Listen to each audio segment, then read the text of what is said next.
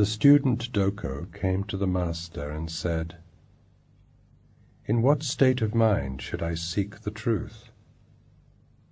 The master replied, "There is no mind, so you cannot put it in any state, and there is no truth, so you cannot seek it." Doko said, "If there is no mind and no truth, why do all these students gather before you every day to study?" The master looked around and said, "I don't see anyone." The inquirer asked, "Then who are you teaching?" "I have no tongue, so how can I teach?" replied the master.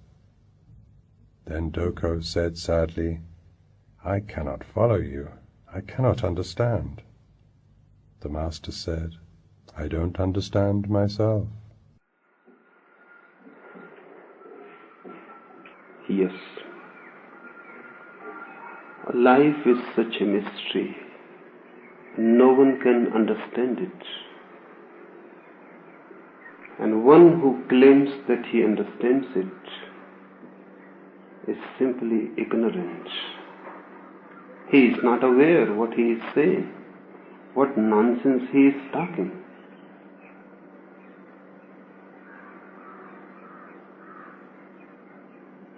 If you are wise, this will be the first realization that life cannot be understood. Understanding is impossible. Only this much can be understood,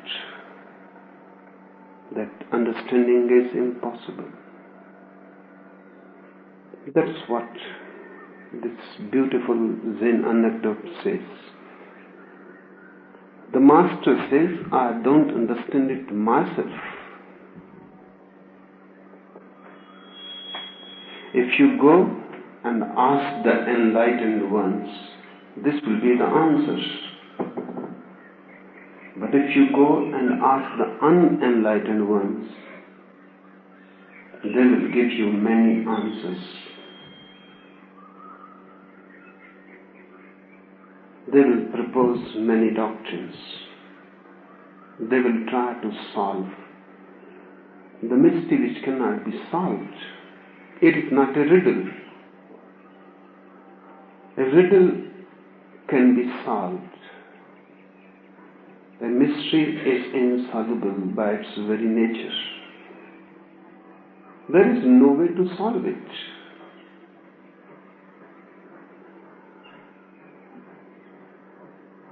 Socrates says that when I was young, I thought I know much. When I became old, ripe in wisdom, I came to understand that I know nothing. It is reported of one of the Sufi masters, Zunned, that he was working with a new young man.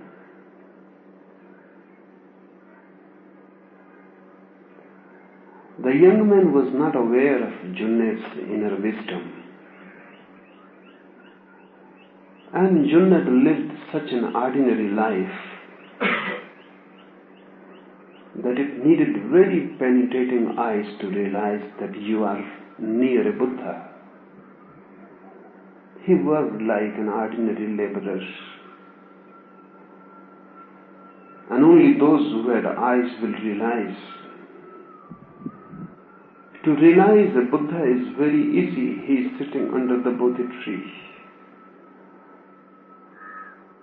luminous. To realize Zunnad is very difficult. He is working like a laborer, not sitting under a Bodhi tree. In every way, absolutely ordinary. One young man was working with him. And that young man was continuously showing his knowledgeability. So whatsoever Junaid will do, he will say this is wrong. This can be done in this way. It will be better. About everything he knew. Finally, Junaid laughed and said, young man, I am not so young to know so much. This is really something. He said, I am not so young to know so much. Only a young man can be so foolish, so unexperienced. Right is Socrates when he says, when I was young, I knew too much. When I became ripened, experienced, I came to realize only one thing, that I am absolutely ignorant. Life is a mystery, means it cannot be solved. And when all efforts to solve it prove futile, the mystery dawns upon you. Then the doors are open. Then you are invited. As a knower, nobody enters the divine. As a child, ignorant, not knowing at all, the mystery embraces you. With a knowing mind, you are clever, not innocent. And innocence is the door. Right is the Zen Master when he says, I don't understand it myself. Very deep, really deep. The deepest answer possible. But this is the last part of the anecdote. Start from the very beginning. The disciple comes to the master and says, in what state of mind I should seek the truth? The master says, there is no mind, so there cannot be any state of mind. Mind is the illusory, that which is not, but appears. And appears so much that you think you are the mind. Mind is Maya. Mind is just a dream. Mind is just a projection. It's so bubble, nothing in it, but appears. A soap bubble floating in a river. Just the sun is rising, and the rays penetrate the bubble, and a rainbow is created, and nothing there in it. When you touch the bubble, it is broken, everything disappears, the rainbow, the beauty, and nothing is left, only emptiness becomes one with the infinite emptiness. Just a wall was there, a bubble wall. Your mind is just a bubble wall, inside your emptiness, outside my emptiness, and just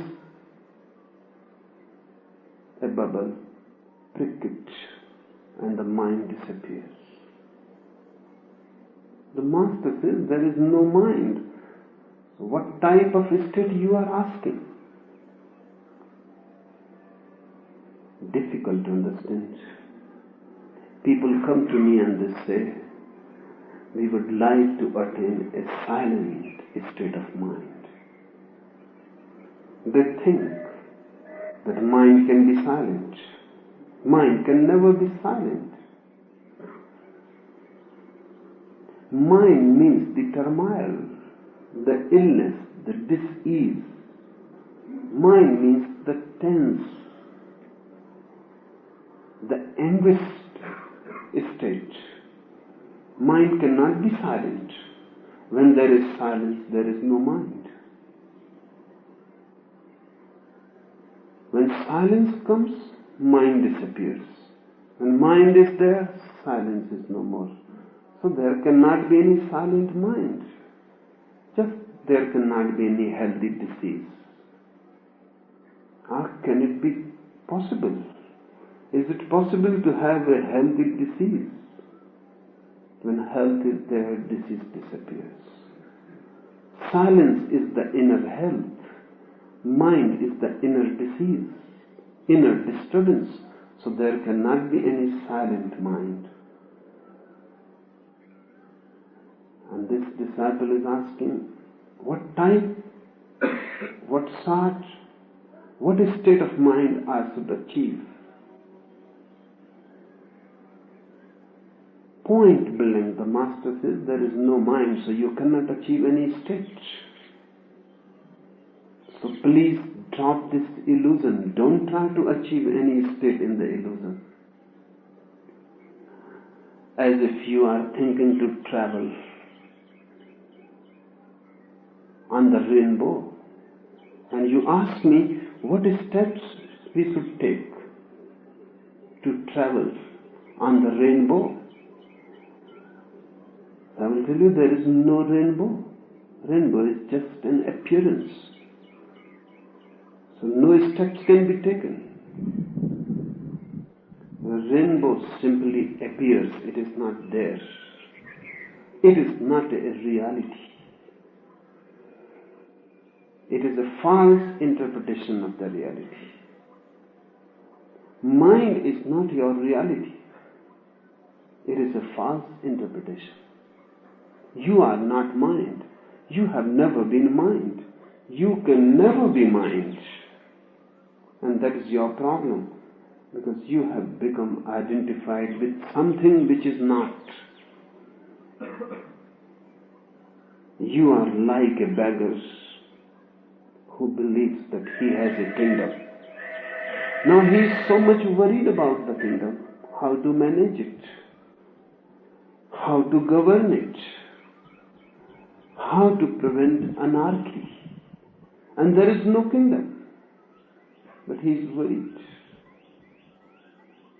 Chuan-Tse once dreamt that he has become a butterfly in his dream.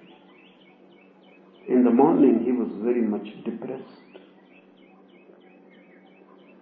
His friends asked, what has happened? We have never seen you so much depressed. Chuan-Tse said, I am in a puzzle. I am at a loss. I cannot understand. In the night, while asleep, I dreamed that I have become a butterfly. So the friends laughed that nobody is ever disturbed by dreams when you are awake. The dream has disappeared, so why you are disturbed? Chuan-Tse says that is not the point. If Chuan-Tse can become a butterfly in the dream, then now I am puzzled. It is possible that now the butterfly has gone to sleep and is dreaming that she has become Chuan-Tse. If Chuan-Tse can become butterfly in a dream, why not the otherwise? The butterfly can dream and become Chuan-Tse. So what is real? Whether Chuan-Tse dreamed he has become a butterfly, or butterfly is dreaming that she has become Chuan-Tse. So what is real?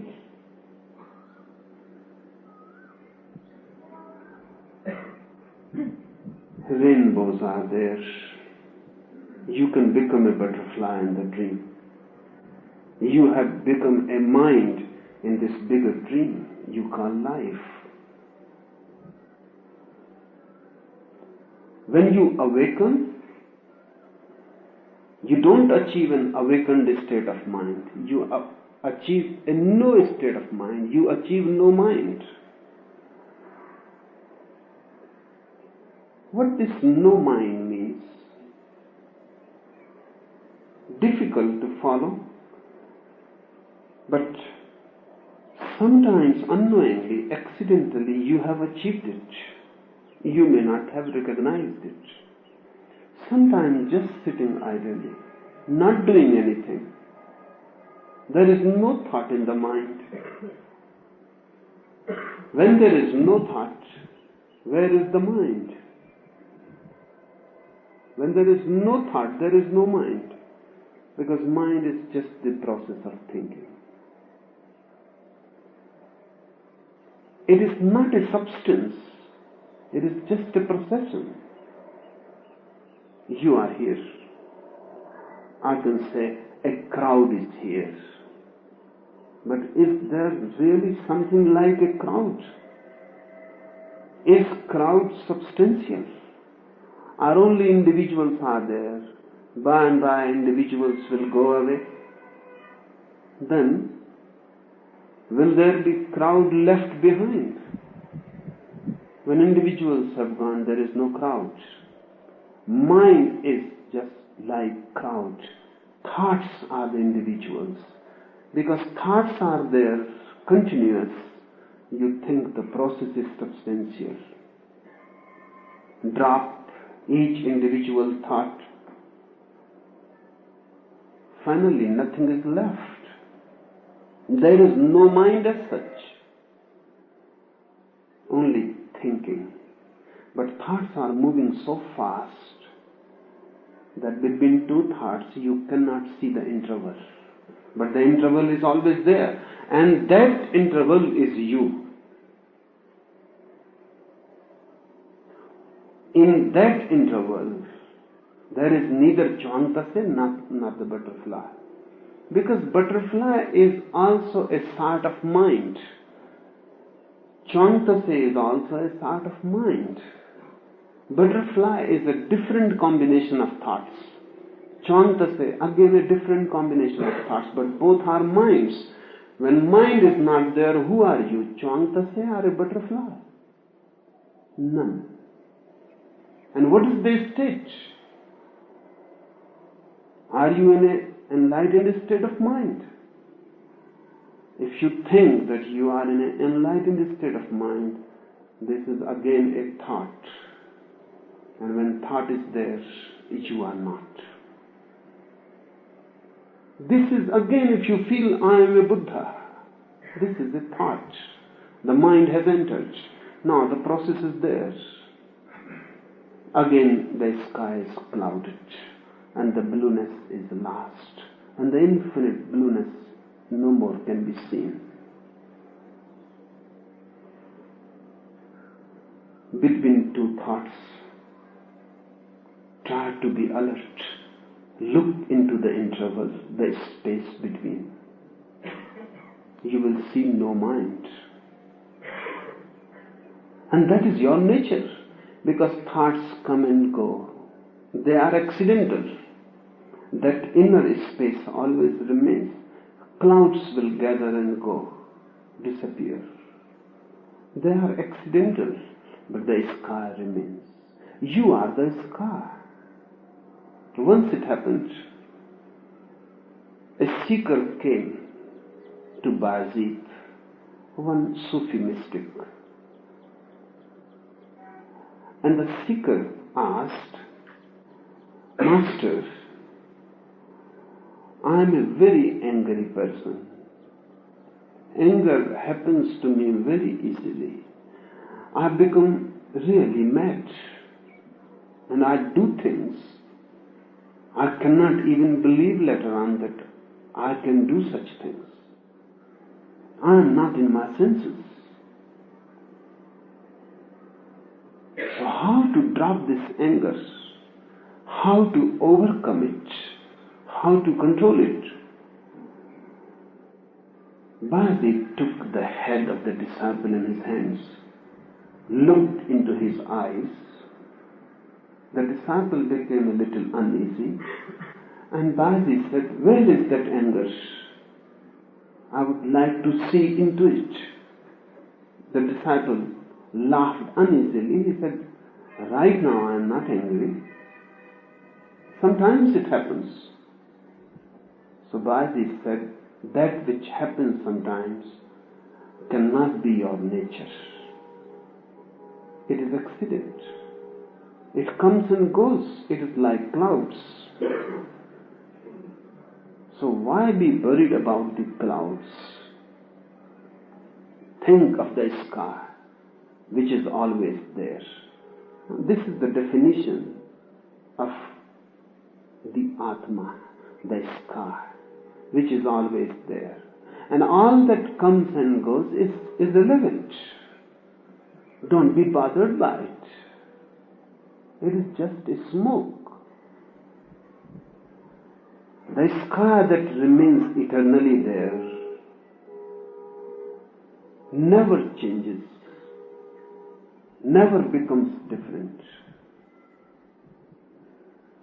Between two thoughts, drop into it.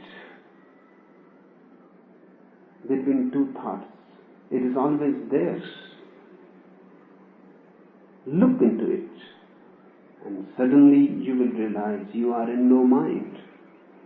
The Master is right. He says, there is no mind, so there cannot be any state of mind. What nonsense you are talking. But the nonsense has its own logic. If you think that you have a mind, you will start of thinking in terms of states. Ignorant state of the mind, enlightened state of the mind, disturbed state of the mind, silent state of the mind. Once you accept mind, the illusory, then you are bound to go on dividing it. And once you accept the mind is there, you will start seeking something or other. Mind can exist only if you continuously seek something. Why? Because seeking is desire. Seeking is moving into the future. Seeking creates dream. So somebody is seeking power, politics. Somebody is seeking riches, kingdoms. And then somebody is seeking the truth. But the seeking is there. And seeking is the problem, not what you are seeking. The object is never the problem. Any object will do. Mind can hang with any object. Any excuse is enough for it to exist. The Master says there is no state of mind because there is no mind. And there is no truth. So what you are talking? There can be no seeking. This is one of the greatest messages ever delivered. Very difficult. You cannot conceive that there is no truth. What is the meaning of this Master, that there is no truth? Does he mean that there is no truth? No. He is saying that for you, who is a seeker, there can be no truth. Seeking always leads into the untrue. Only a non-seeking mind realizes that which is. Because whenever you seek, you have missed that which is. Seeking always moves into the future. Seeking cannot be here and now. How can you seek here and now? You can only be. Seeking is desire. Future enters, time comes in. And this moment, this here now is missed. And truth is here now. So if you go to a Buddha and ask, is there God? He will deny immediately there is no God. Because if he says there is, he creates a seeker. If he says there is God, you will start seeking. How can you remain quiet when there is God to be sought? Then you will run. you have created another illusion. So Buddha says there is no God. Nobody understood him. People thought he is an atheist. He was not denying God. He was simply denying the seeker.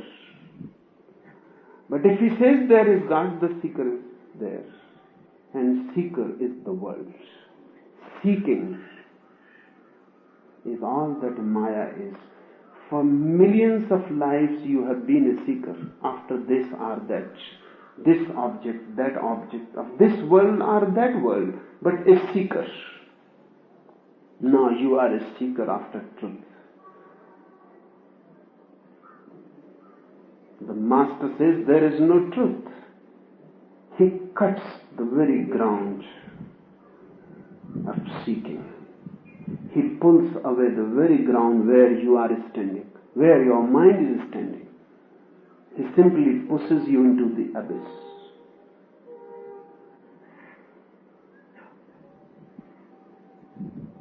The inquirer says, then why these so many seekers are around you? If there is nothing to seek and there is no truth, then why this crowd?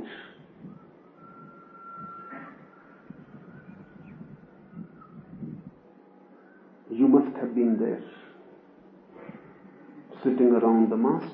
If somebody comes to me and I say, there is no seeking, nothing is to be sought because there is nothing to seek. He is bound to ask, then why are these people here? Why are these sannyasis here? What they are doing here?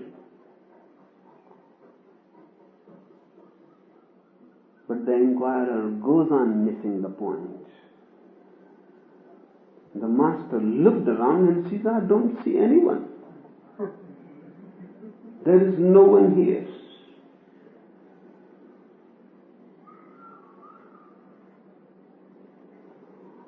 The inquirer goes on missing the point because the intellect always goes on missing.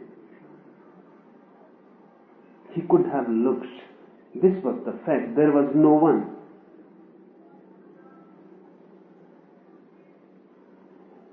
You can be in two ways.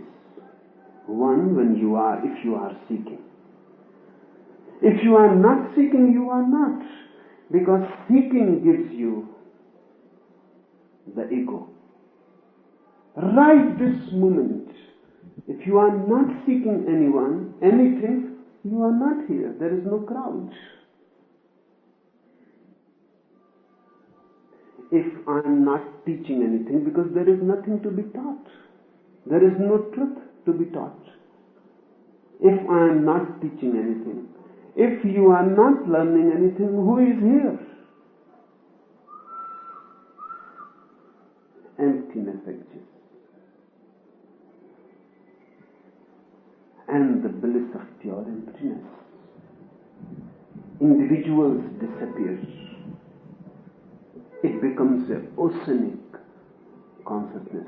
Individuals are there because individual minds. You have a different desire. That's why you differ from the neighbor. Desires create distinctions. I am seeking something else, you are seeking something else. My path differs from yours, my goal differs from yours. That's why I differ from you. If I am not seeking, you are not seeking, goals disappear, paths are no more there, how the minds can exist? The cup is broken. And my tea flows into you and your tea flows into me. It becomes an oceanic existence.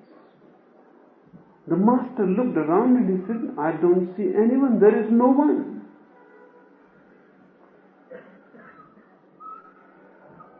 The intellect goes on missing, the inquirer says, then to whom you are teaching? If there is no one, then to whom you are teaching? And the Master says, I have got no tongue, so how I can teach?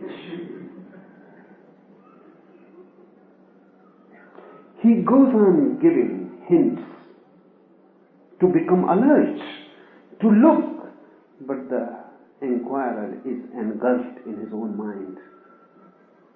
The master goes on hitting, hammering on his head. He is talking nonsense just to bring him out of his mind. And if you were there, you would have been convinced by the inquirer, not by the master. The inquirer would have appeared exactly right. This master seems to be mad, absurd. He is talking and he says, there is no tongue, so how can I talk? He is saying, there is no body to me. How can I move? How can I talk? He is saying, look at me. I am without form. Look at me. I am not embodied. The body appears to you, but I am not that. So how I can talk? The mind goes on missing. This is the misery of the mind. You push, it again gathers itself.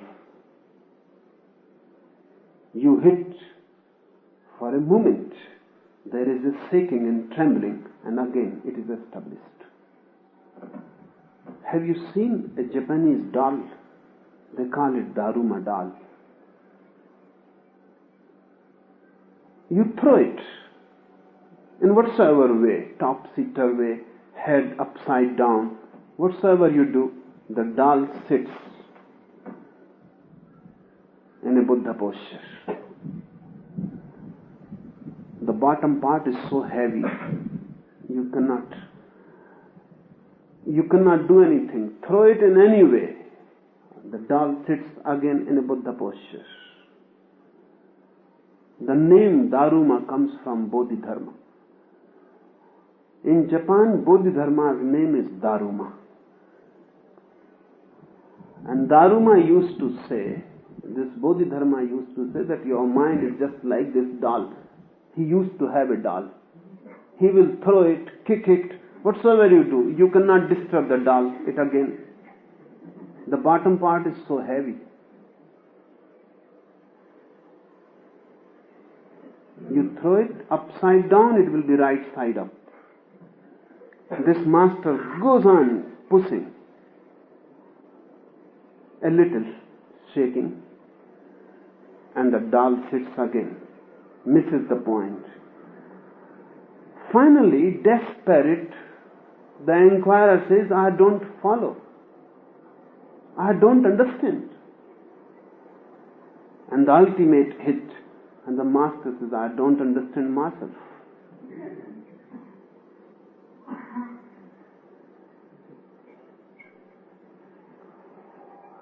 I go on teaching you, knowing well there is nothing to be taught. That's why I can go on infinitely. If there is something to be taught, I would have finished already. Buddhas can go on and on and on, because there is nothing to be taught. It is an endless story. It never concludes. So I can go on and on. I will never be finished. You may be finished before my story ends, because there is no end to it. Somebody was asking me, you go on talking every day. I said, because there is nothing to be talked. Someday you will suddenly feel it, that I am not talking, that I am not teaching. You have realized.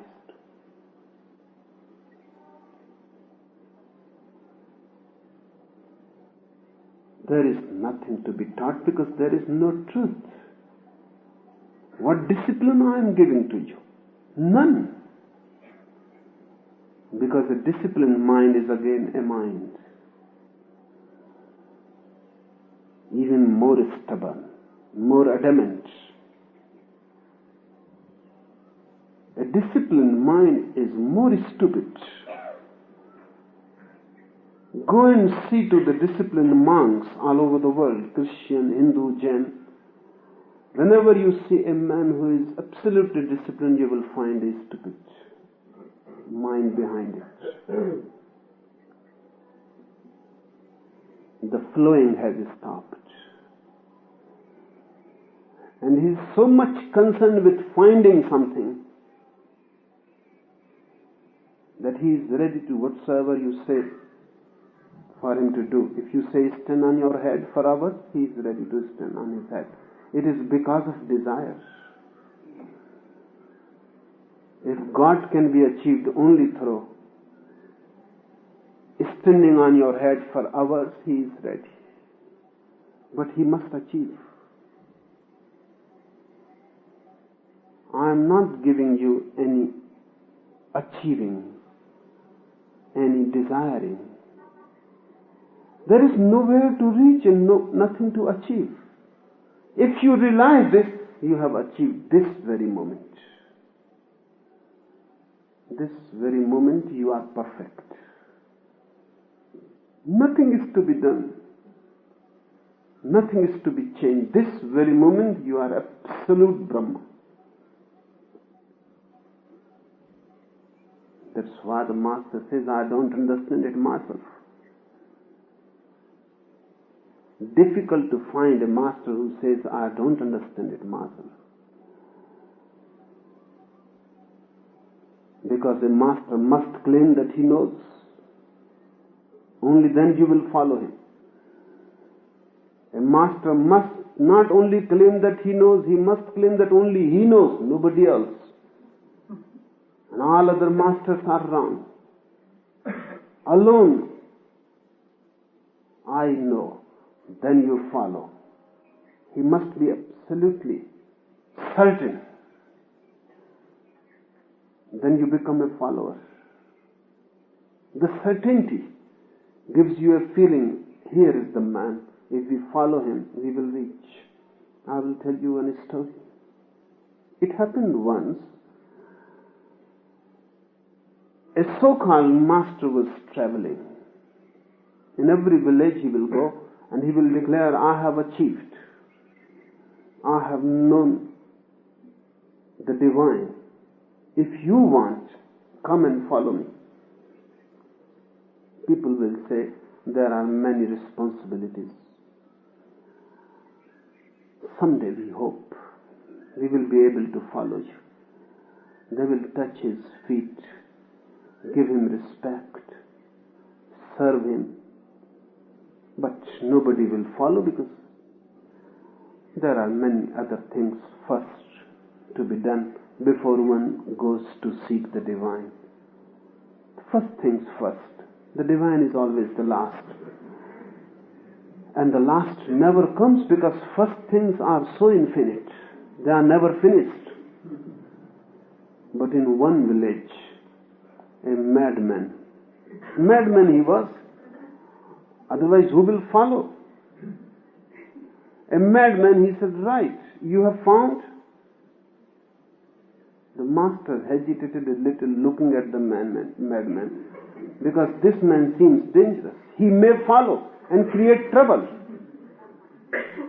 But before the whole village he couldn't deny. So he said, yes.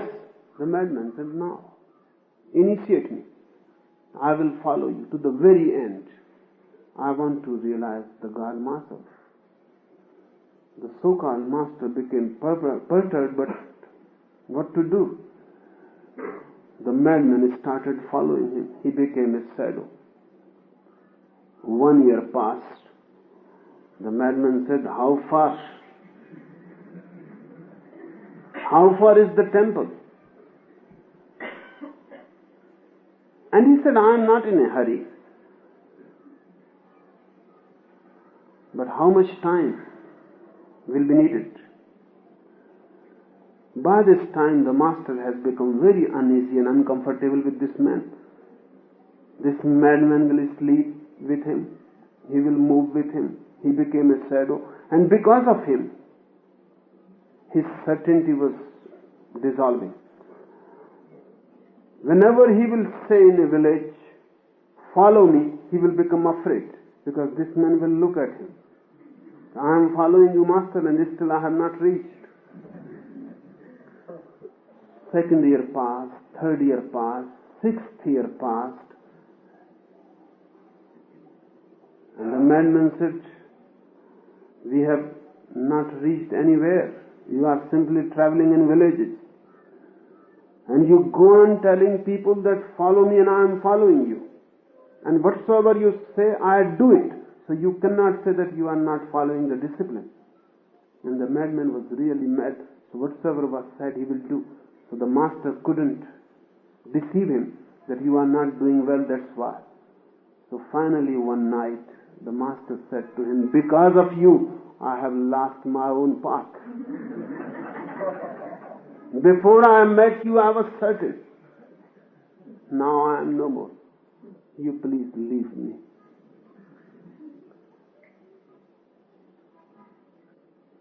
You, whenever there is someone certain and you mad enough, you start following him. Can you follow this type of a man who says, I myself don't know, I myself don't understand? If you can follow this man, you will reach. You have already reached if you decide to follow this man. Because mind asks for certainty. Mind asks for knowledge. Mind asks for dogmatic assertions. If you can be ready to follow a man who says, I don't understand myself, seeking has stopped. Because now you are not asking for knowledge. And one who is asking for knowledge cannot ask for being. Knowledge is rubbish. Being is life. When you stop asking for knowledge, you have stopped asking about the truth, because the truth is the goal of knowledge.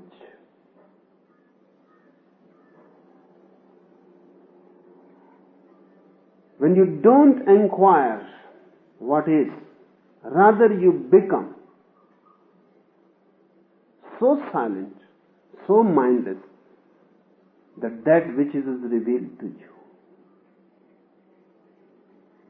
I myself say to you, I don't know.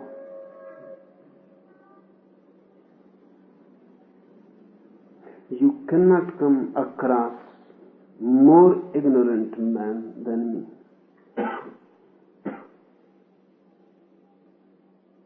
There is no truth and there is no way. And I have not reached anywhere. I am simply here and now.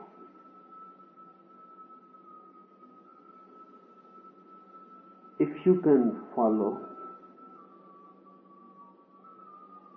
this ignorant man, your mind will drop, because mind always follows knowledge. And when mind drops, there is no need to go anywhere. Everything is available, has been available always. You have never missed it. Just because of your seeking, you cannot look at it. Your mind focused on the future, on the goal, cannot look. The truth surrounds you. You exist in it. Just like fishes exist in the ocean, you exist in the truth. God is not a goal. God is what is here and now. These trees, these winds blowing, these clouds moving, this is sky. You, I, this is what God is. It is not a goal. Drop the mind and be divine. And God is not an object. It is a merger. Mind resists merger. Mind is against surrender. Mind is very cunning and calculating.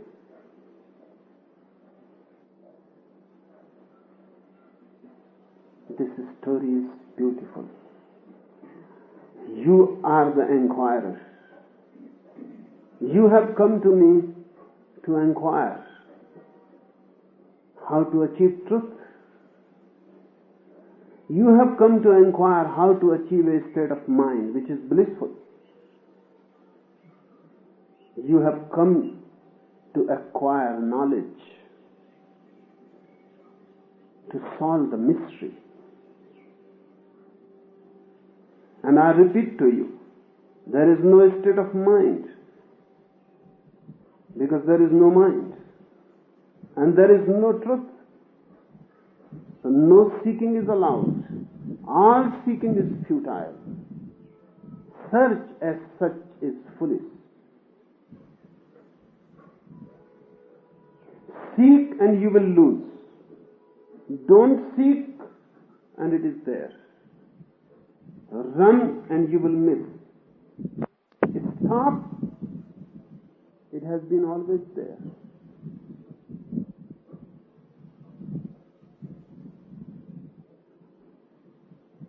And don't try to understand.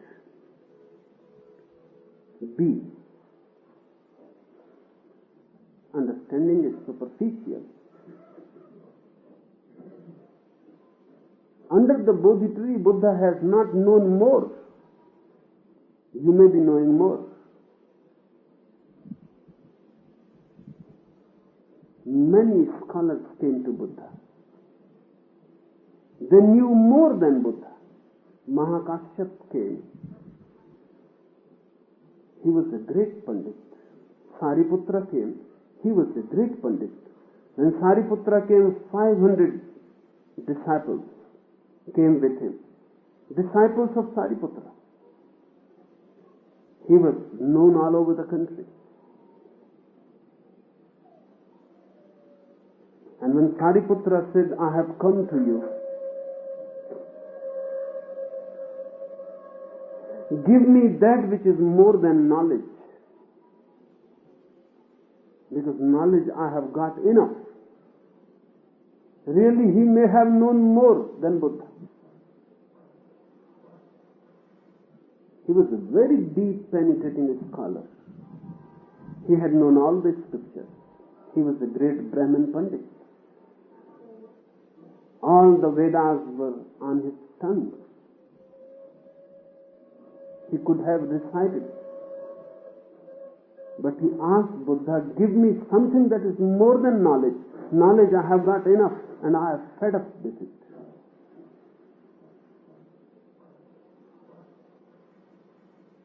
And what Buddha said to Sariputra? He said, unlearn. Drop knowledge. And that which is more will happen to you. A real master teaches you unlearning. It is never a learning. You have come to me, unlearn. Whatsoever you know, please drop it. Become ignorant. Become like a child.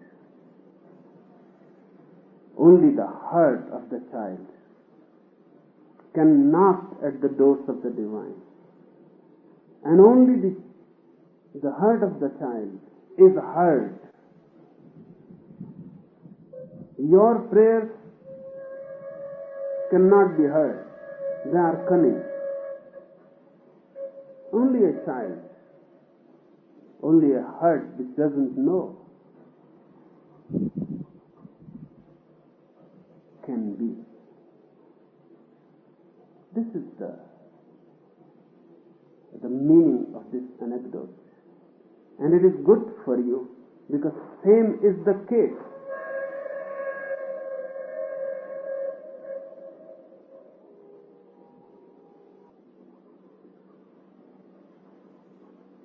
You just told us you have nothing to teach us.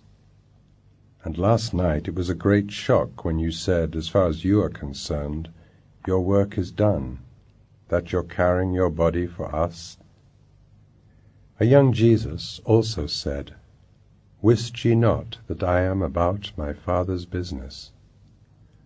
What is, or what was, your business?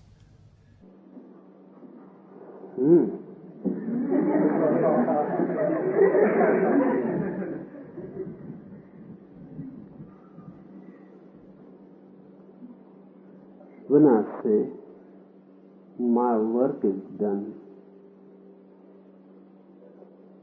I mean I'm finished with any seeking.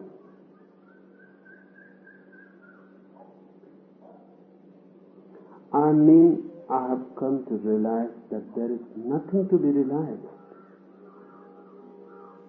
nothing to be known, nowhere to go. This moment is enough. This moment is eternity.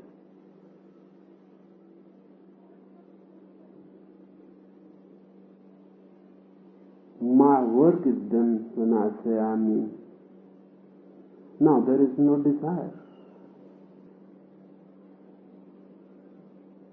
Desire creates business. You have to do something. Only then you will be happy. I am simply happy.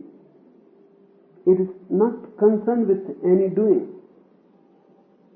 It is now uncast. That is the difference between happiness and bliss. Happiness is cast. You have a friend. You are happy. Your beloved has returned and you are happy. You have won a lottery and you are happy. Causes are there. They are beyond you. They are outside you. So your happiness comes from the outside. It is caused. And that which is caused cannot be forever. The beloved may go back. The friend may turn enemy. Friends turn enemy.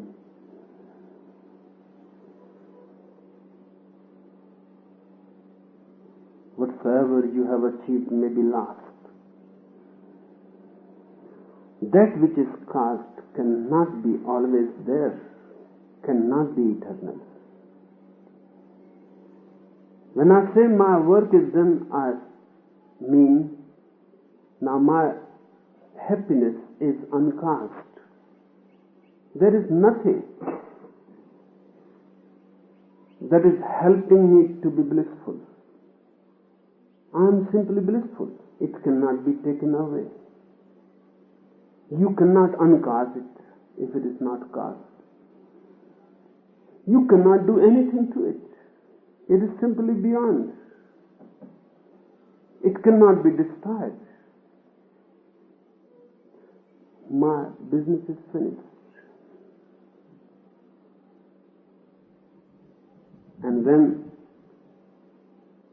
I say my business is finished, I am finished because I can exist only with the business.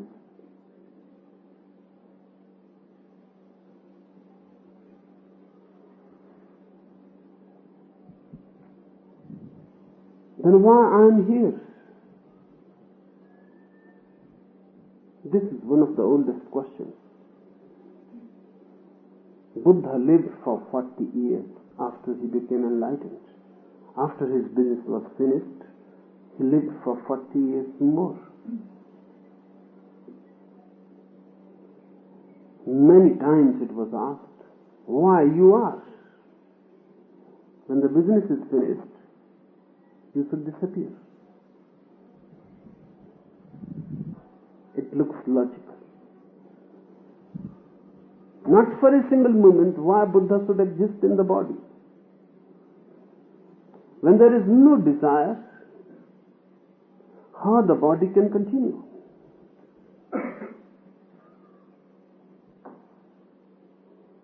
There is something very deep to be understood. When desire disappears, the energy that was moving in desire remains. It cannot disappear. Desire is just a form of the energy. That's why you can turn one desire into another.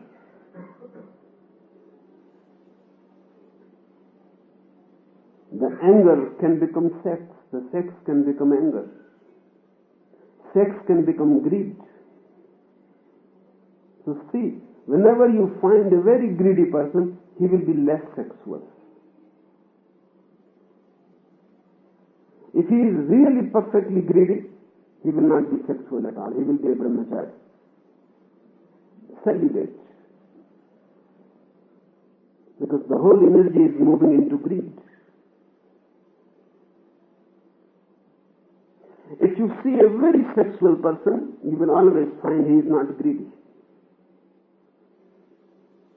Because nothing is left. If you see a person who has suppressed his sex, he will be angry. Anger will be just always ready. You can see in his eyes, in his face, he is just angry. The whole sex energy has become anger. That's why your so-called sadhus, your monks, are always angry. The way they walk, they show their anger. The way they look at you, they show their anger. Their silence is just skin deep. Touch them and they will become angry. Sex becomes anger. These are forms. Life is the energy. What happens when all desires disappear? Energy cannot disappear. Energy is indestructible. Ask the physicists. Even they say that energy cannot be destroyed. A certain energy was existing in Gautam Buddha when he became enlightened. That certain energy was moving in sex, in anger, in greed, in millions of ways. All forms disappeared. What became of that energy? Energy cannot go out of existence. When desires are not there, it becomes formless. It exists. Now, what is the function of it? That energy becomes compassion. You cannot be in compassion because you have no energy. All your energy is divided, sometimes in sex, sometimes in anger, sometimes in greed. And compassion is not a form. Only when your all desires disappear, that formless energy becomes compassion, karuna. So you cannot cultivate compassion. When you are desireless, compassion happens. Your whole energy moves into compassion. But this movement is very different. Desire has a motivation in it, a goal. Compassion is non-motivated. There is no goal to it. It is simply an overflowing energy. So when I say I exist for you, I don't mean that I am doing something to exist for you. No, I am not doing anything. Forms of desire have disappeared. Now the energy is there. Without me, the energy is moving and overflowing. You can partake. You can feed on it. That's what Jesus means when he says, eat me. Let me become your blood. Let me become your food. This overflowing energy can become food to you, food of the eternal.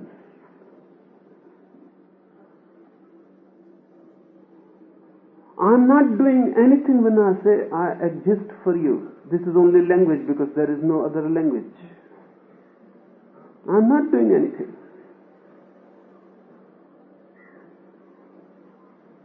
This is how it is happening. Mass forms have disappeared.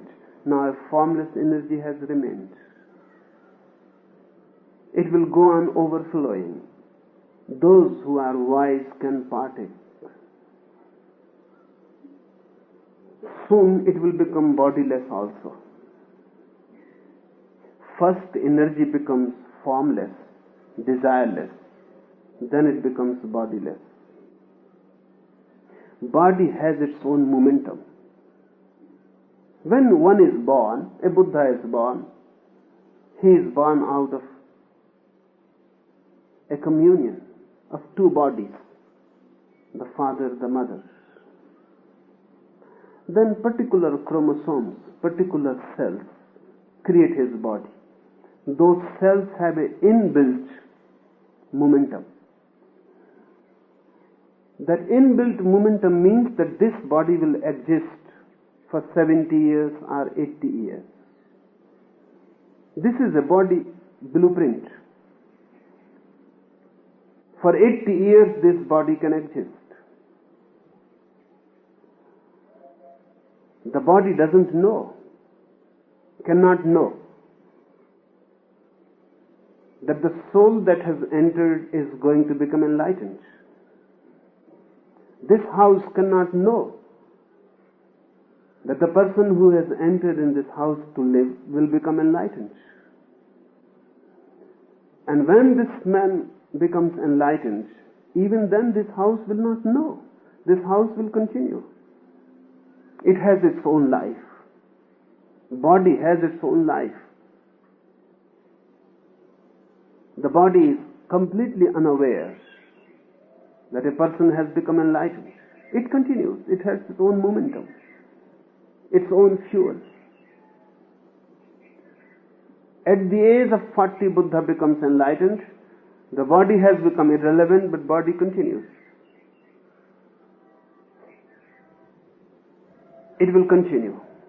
It will complete its circle. It will be there for 80 years. And it is good, because these 40 years will be the overflowing years. And we will be able to know what enlightenment is. If Buddha disappears the very moment, there would have been no religion. If the body drops, Buddha becomes enlightened and the body drops. He would not have been even to tell what has happened. This is good. Existence is very compassionate. Buddha lives for 40 years more. Not with any motivation, just the momentum of the body, and he goes on overflowing. This body also will disappear. The momentum has to be completed.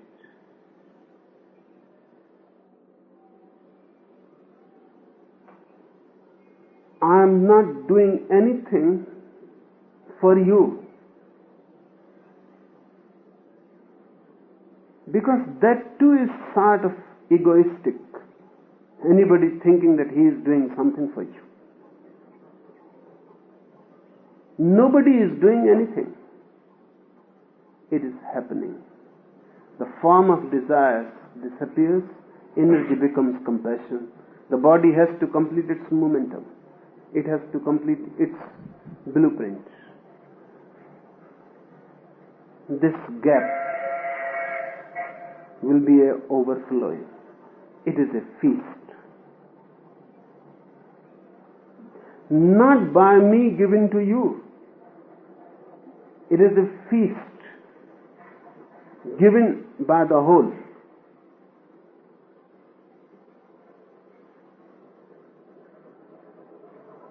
But language creates problems.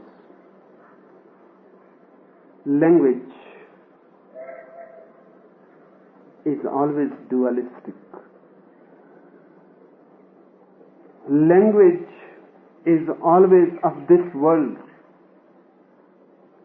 Language belongs to ignorance. Language belongs to desire. It carries all the connotations.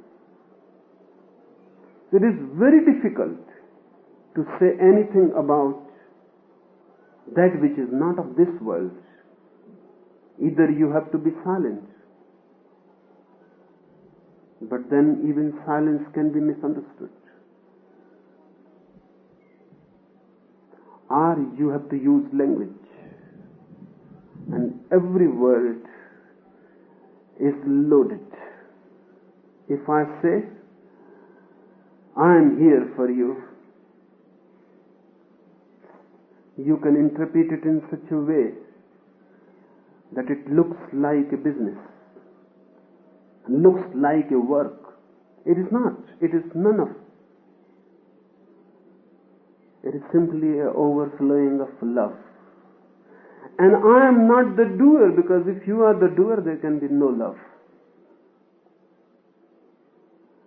Just a light is burning. You may find the path.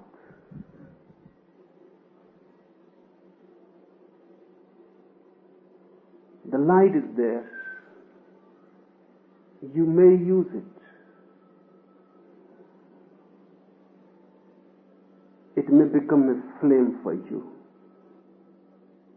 It may kindle a light within you.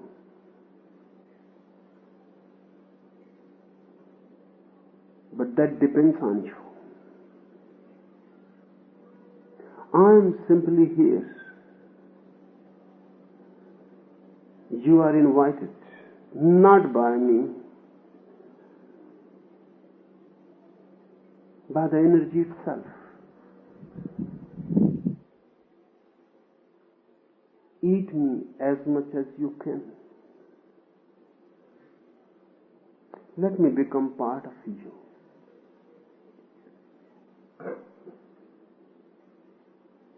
Celebrate this occasion. Jesus' words again create problem.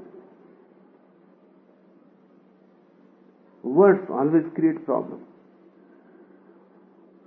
Had Jesus been here, had he been here in the country of Upanishads and Buddha and Mahavir, the language would have been totally.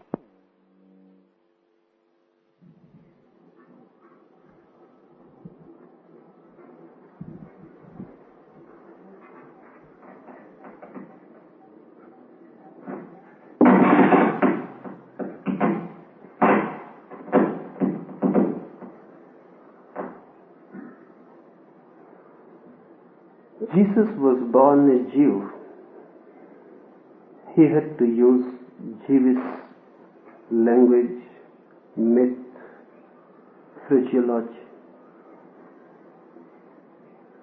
So he says, the work, the business that was given from my Father to me is done.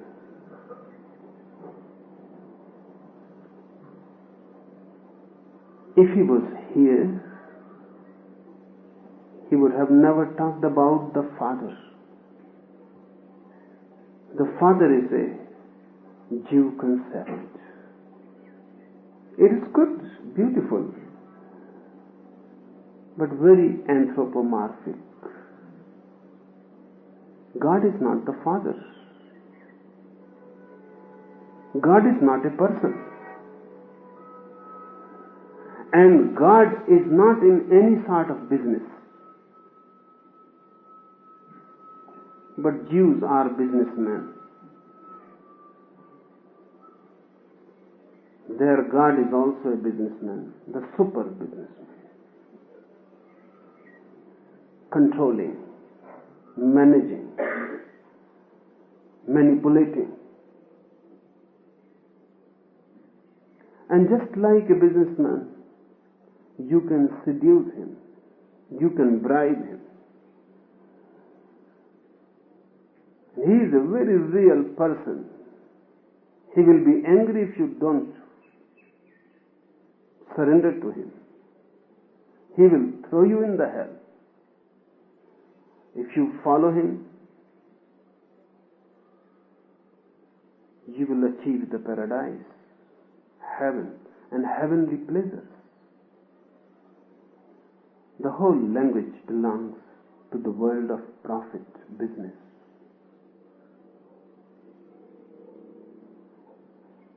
But every language has its own problems. It is concrete and gives a very family type appearance to existence. Father, Son, and the work. And you can reach to the Father through the Son. Jesus is using simply the language available.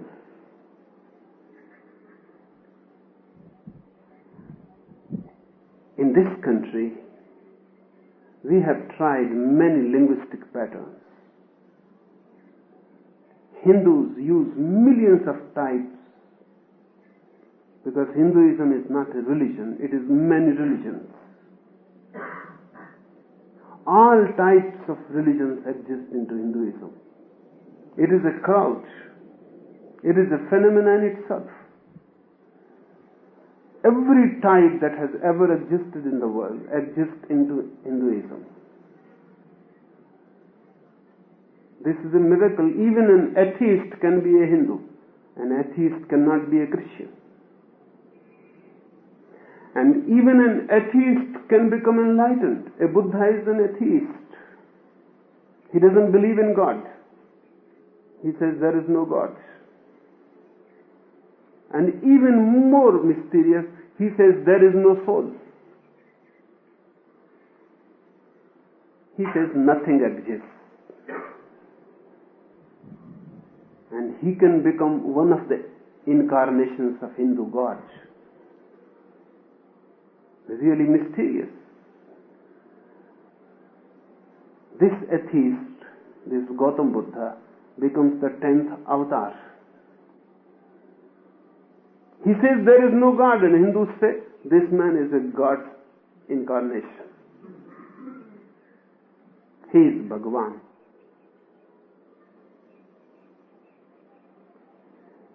Because Hindus say even denial is a way of assertion. Hindus say even to say no is to say yes. This is very mysterious. They say even to say there is no God, it is to say God in a negative way. And if God can be asserted in a positive language, why not in negative? Is a word. Nothing is also a word. And both are as much relevant as the other. Buddha says no. That no becomes absolute. Nothingness becomes the nature. Sankara says yes. That yes becomes absolute. That yesness, Brahma, becomes the source. But Hindus say both mean the same.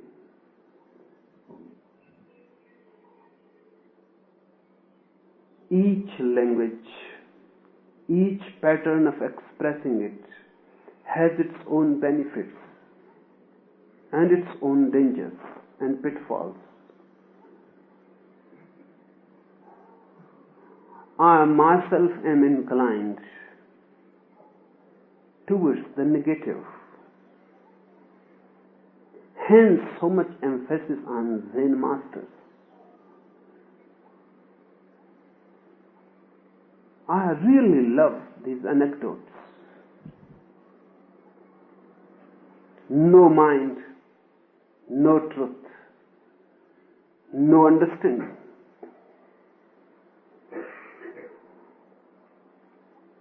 Your desire is positive. If God is asserted in a positive way, your desire will not die. Your desire will turn towards God. and you will start desiring God. Negativity is to say no to all your desires, to all your objects of desire. When all desires disappear and all objects disappear, only you are left in your purity. That purity, that innocence, and the benediction of it is what I want you to enjoy with me. It is not a teaching. I am not a teacher. It is not a doctrine.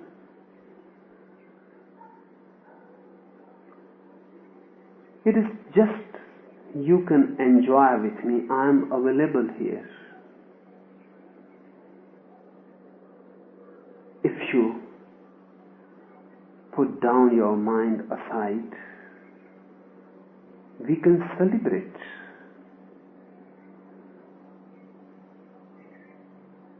I am in an inner dance. You can also become a partner in it. You may call this my business. My work is done as far as I am concerned, because I am done. Now the energy has become a compassion and overflowing. All those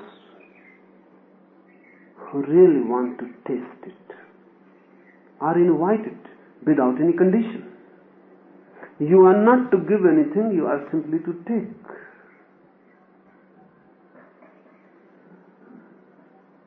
No discipline, no bargain. Nothing is expected on your part.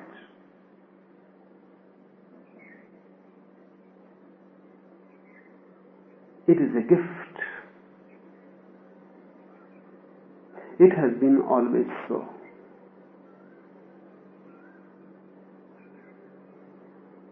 It will be always so.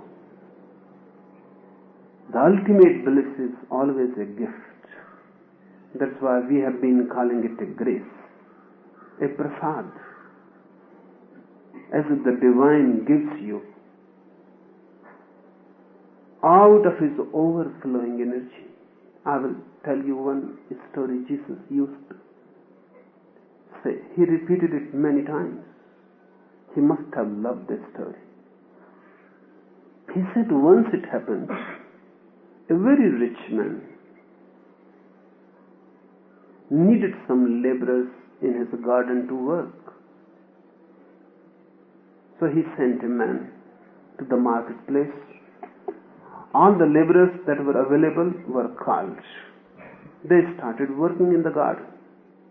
Then others heard. They came in the afternoon. Then others heard. They came when the sun was just setting.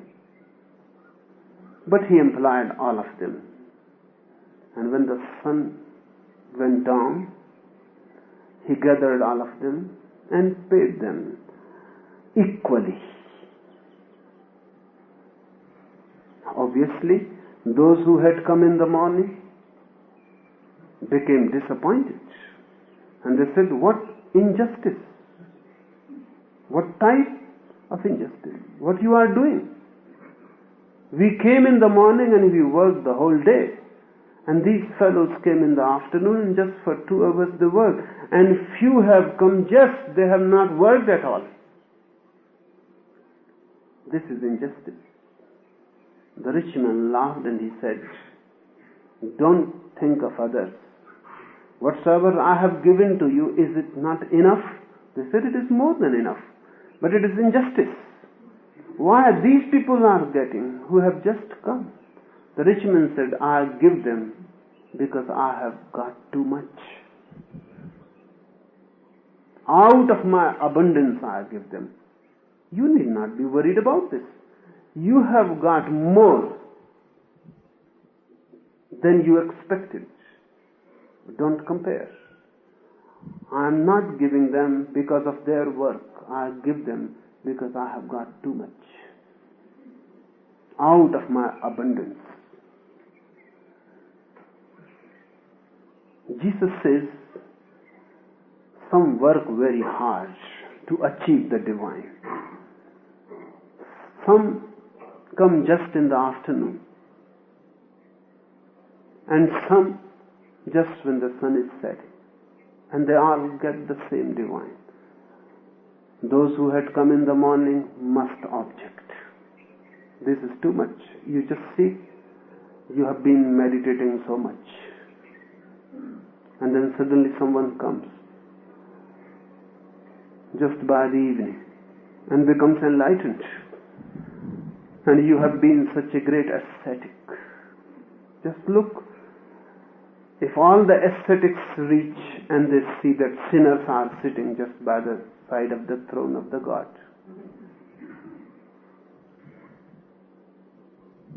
what will happen? They will become so sad. What is happening? These sinners, they never discipline their lives. They never worked, and they are here. And we were thinking they were in hell. There is no hell. There cannot be. How the hell can exist? Out of God's abundance, everything is heaven. It should be so.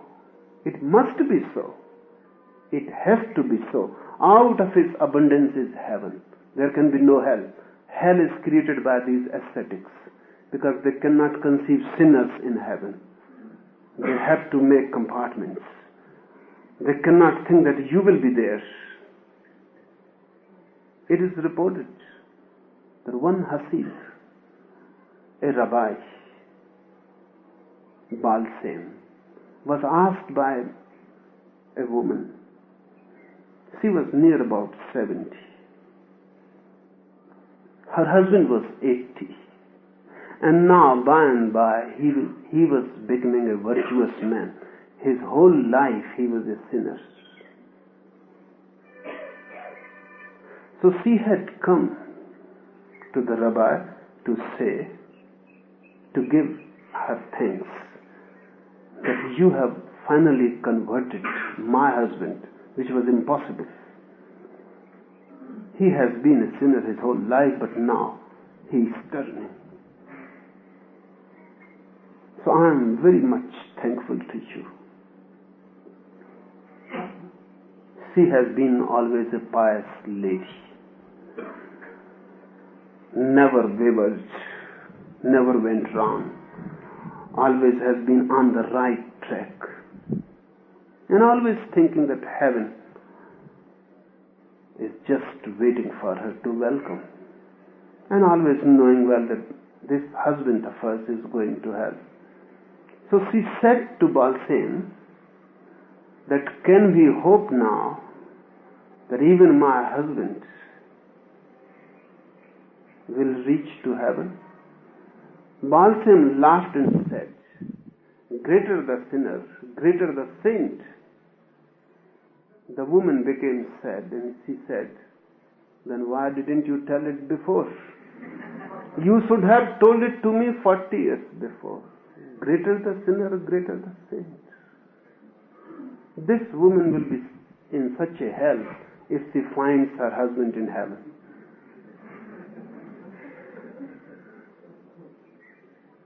These so-called virtuous people have created hell. Otherwise, out of divine abundance, hell cannot exist.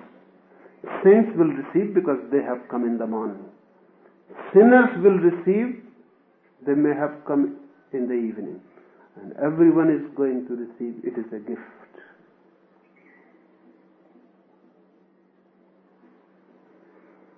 I am here not as a business now, but as a gift.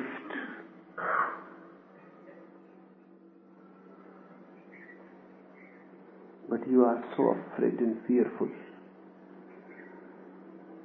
You can understand business. You know the terms. You cannot understand a gift. You don't know the terms. That's the problem. You can understand if you have to fulfill some condition. If nothing is required of you, you are simply at a loss.